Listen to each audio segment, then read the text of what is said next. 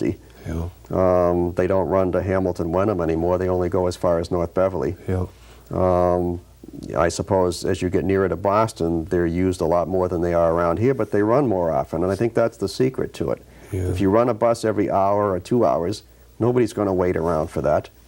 You go in town, True. they run every 10 minutes. You just stand there a few minutes and another one comes along. True.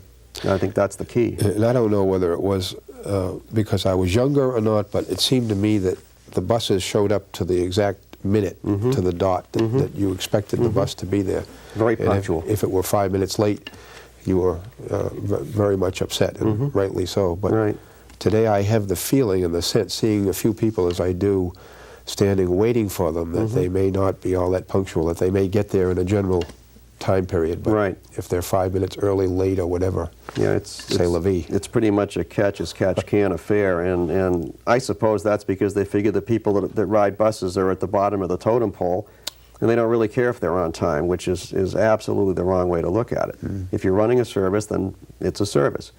Think there's a future in the bus transportation system? That's hard to say. I at this part of town and this part of the area, I would say not. It's just simply an old-fashioned idea that hasn't quite died yet. Yeah. In closer to Boston and the metropolitan areas, yeah, probably it does have a future. Yeah. Yeah.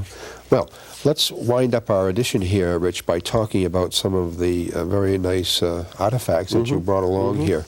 Could we perhaps say a word about the sign, which is down in the front? Sure. That sign was given to us by Mr. Frank Bates of Lynn, and he was a former Eastern Mass employee, a driver, I believe. And they still have, by the way, a group of men who meet every Thursday in the morning over at the Yacht Club in Lynn. And they have coffee and donuts, and some of them actually go back to the trolley car days and were motormen. And the others are bus drivers, and they're all ex-Eastern Mass employees.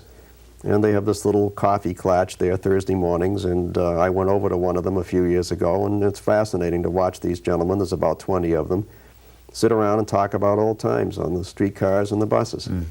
So there's definitely a camaraderie that evolved through these buses and trolleys over the years, and these men find it hard to let go. Disappearing, though, as time goes on. Sure, like everything else. The gentleman. Now, this fine contraption here in the front. Right, this is a here? Johnson fare box, and this was something that was typical of all buses, and you got on, the folding doors opened, and you climbed up the 2 or 3 stairs there, and this thing was standing right in front of you, next to the driver, and you put in your coins through the slot here, and it made the clunk noise, and it whirred and clicked, and the little meter on the front changed to register your fare. And this particular one actually has a thing here that you can lift up, and it will actually let out some money, and the guy can take his money and put it in that little thing he had on his belt if he wants to take some more coins out of it. Yeah. Yeah, that was fascinating. I always, as we said earlier, just to get on the bus and to go through the ceremonial procedure. Yep, to put those. I always, when I was a kid, if my mother had the money, I wanted to put it in there. That's right. I wanted to drop that money in there to hear that thing go clink clank. That's right. And if we could get the fellow to use his change maker, that was all to the Right, better. right. And they also had tokens that you could use in these things, I believe, as well. That's true. And you could save yourself some money that way. Yeah.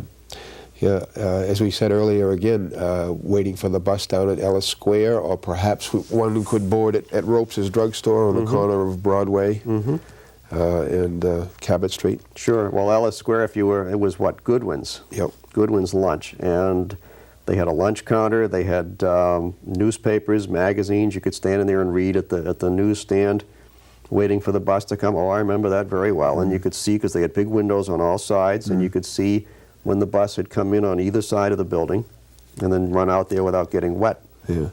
They used to kind of lunge around that corner on Essex Street. Because it was a real sharp all turn. of a sudden they're there, you know. Yeah, that's right, because they had to pull way out around and then cut in closer and then come around the other side. Yeah. Yeah. And then the various stops that you'd make going down Cabot, over the bridge, over to Salem, around the back end of Salem Common, up by the Hotel Hawthorne. Right. That's right. Yeah, they went down behind Salem Common. Yeah. They didn't go down the way we normally drive today. They went down the back side. Yep. That's right. And then they came into Townhouse Square, and then there were 2 or 3 different directions you could go. Yes. And they would go up Washington and in Line Street and around behind the bus terminal in that big parking lot, which used to be the trolley car depot in there, Yep. and pull in there, and they had a lunch counter in there before they closed it. Yep. Such a wonderful way to travel. Yeah, there was a terminal in Lynn underneath the railroad station, Yep. big one. Can you say a word about these photographs before we close down? Well, again, we mentioned briefly this one, the bus that's preserved by Seashore Electric Railway Museum up in Kennebunkport, and again, that's a 1934 vintage bus, typical of many hundreds that the Eastern Mass Street Railway had. And that, along with several other buses that Seashore owns, most of them are operable, are used on special occasions, or they're loaned out to groups for whatever, like the picture we looked at up at Government Center. And it's just nice that somebody has actually saved these, Yeah. because they tend to be the forgotten mode of transportation. Well, as I said earlier, I've been down to your bailiwick down there in the basement of the Historical Society, and I've seen this magnificent array of pictures, and they seem to be steadily growing. People are still sending them in, and you're cataloging them as fast as possible. And Yeah, and that's not fast enough. They're coming actually faster than we can deal with them. the files are bulging. That's all to the good, though, because you really don't want to discourage anybody from True. digging stuff out and giving it to you, because otherwise, you know, it's gone forever. True.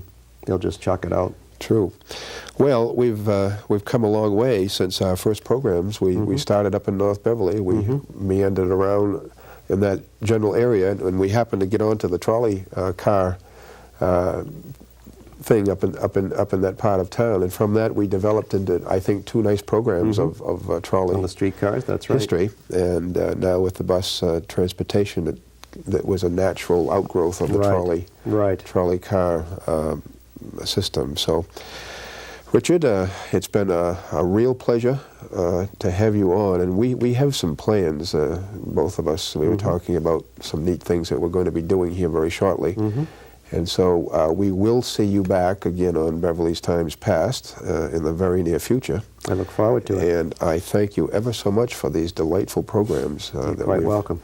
We've had the pleasure of seeing, thanks to your generosity and your knowledge and all of the fine exhibits that are available down at the Historical Society, and we wish that people would get down there. Yeah, we do. We're there every Wednesday evening from 7 until 10 o'clock, and it's essentially a workshop session, but anybody is welcome to come down if they'd like to come down and look at what we have. We'd be happy to show them the pictures we have, and it's kind of a nice learning experience. Surely.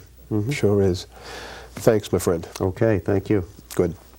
So we hope you have enjoyed this edition of Beverly's Times Past. Although we traveled a bit, nonetheless, I think, as we said earlier, the photographs all pertain to the Beverly area, the general Beverly greater area.